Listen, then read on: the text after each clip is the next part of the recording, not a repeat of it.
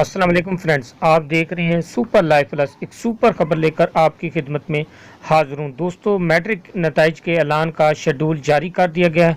सालाना इम्तिहानात 2019 के नताइज का ऐलान 15 जुलाई को किया जाएगा।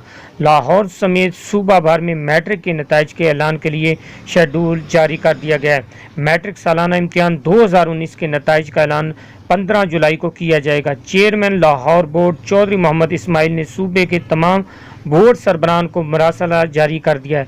मरासले में कहा गया है कि 15 जुलाई को नताइज का ऐलान करने की तैयारी मुकम्मल की जाए। पाकिस्तान भर में यकसा तालीमी साल के नफाज के लिए वफाकी वजीर तालीम शफकत महमूद की हिदायत पर नताइज का शेड्यूल तब्दील किया गया।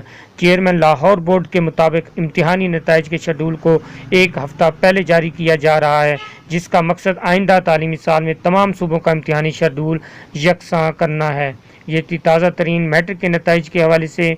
उम्मीद ज़रूर है आप लोगों को पसंद आएगी। पसंद आने पर फिर लाइक शेयर और सब्सक्राइब ज़रूर कीजिएगा।